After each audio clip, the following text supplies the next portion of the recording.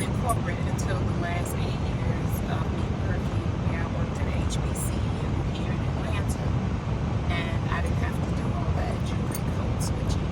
So what do I mean by that? It's like how we code switch with language. We don't speak the same way. Some people do, but a lot of us don't speak the same way at work that we do at home and with our close girlfriends or friends and family. We use ain't a lot, verb subject agreement might go out the window, that kind of thing.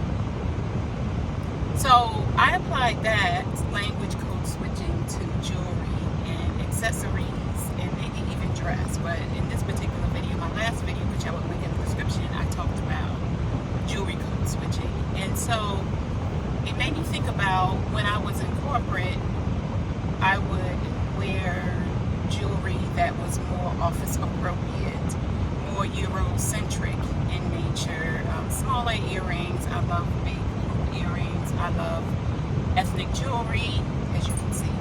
I like ethnic jewelry. I like it to make a statement. I like it to be unique and preferably handmade.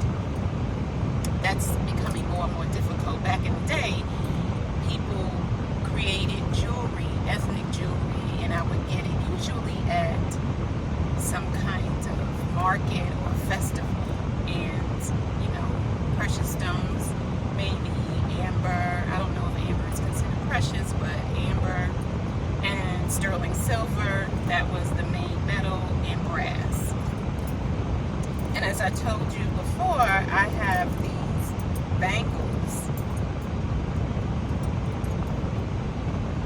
I have these bangles that were given to me,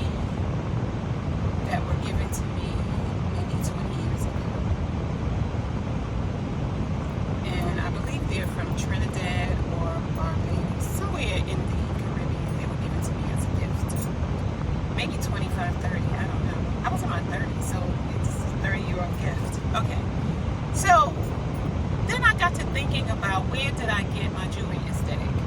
I grew up in Harlem in New York City, and I took a lot of Congolese dance. I even just danced West African for a minute, but I particularly liked Congolese dance. It was more soft and feminine to me than West African dance, particularly Senegalese dance, was a little, I'm looking for the word, Senegalese dance was a little lively. That's it. It was a little too lively for me, so I particularly liked Congolese dance, which was more grounded to the earth, a lot more sensuous movement, I thought. So I studied that quite a bit. And this is story time. And so when I started to take dance classes, like African Congolese dance classes, quite regularly, I met these wonderful, wonderful black women. Most of the time they were from either the Caribbean or they were born here in America. And so let me set it up for you. We used to take Congolese dance class by a lady. Her name is, she's still living, God bless her. Her name, Bernadine Jennings. We used to take Congolese dance class from Bernadine Jennings. And at first, she taught, she taught in a little small studio. And then her class got so large that her whole class took up a gymnasium. Do you hear me? A gymnasium. Front to back, side to side. Front to back, left to right. The whole gym was a dance class. Can you imagine?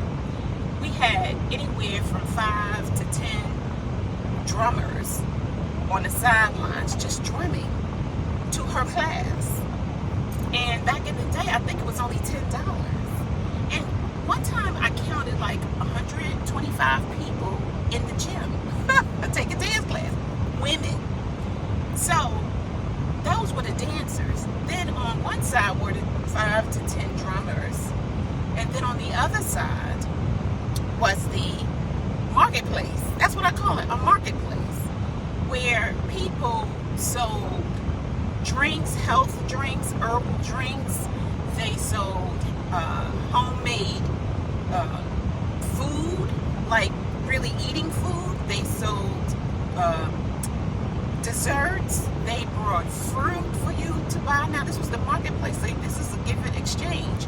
Jewelry galore, African fabrics, some clothes. It was just everything. You never knew what you were going to get each week. And there I met Phyllis Yvonne Stickney, the actress, and in that particular class, I met her, and afterward went to her comedy shows that were held in Harlem. This is when she was first starting out as a comedian at the Cotton Club. And then I met a lady named Maria. I think it was Marie. Yes, Marie. Marie helped me grow up. Meaning, I had come from, I think I was living in Washington, D.C., and I had come to visit my mother and my family in New York from D.C. And I had gotten into it with my mother because she had paid for me to come to visit, and she was complaining that I wasn't spending enough time with her. And if I was going to come and use her money to get to New York, she deserved some time, which is true, but I was in my 20s, okay? So I told Maria about it, and she said, hey, you're on way up here, then you can do what you want to do. I was like, no, it never occurred to me. You know, like I had moved away from New York when I was 23, so I might be 23, 24, you know, coming back and forth. And she's like, if you don't have the money to pay your fare to come to New York, don't come. It's simple. And Marie was like 1 or 2 years older than me. She wasn't like very much older than me. She was a mother. She had her own place. She was living in Brooklyn, and she could dance her butt off. And these were women, especially Yvonne Stickney, that informed my jewelry aesthetic in terms of ethnic jewelry. I mean, she had beautiful earrings and silver jewelry, and it might have been brass jewelry. Who knows? It could have been gold. She would wear things like, wrapped around her upper arm like an Egyptian queen. She wore her hair. She had locks at the time, and they just looked beautiful on her. And she was just a gorgeous, naturally beautiful woman. And so, by me taking those dance classes, Congolese dance classes, for years, I'm telling you, years, it informed my beauty aesthetic and my jewelry aesthetic in my early years. And when you are young, you gravitate toward that. And I was in college while I was going to these dance classes too. So, when you get out, you're told, at least my college did, you have to dress to be hired.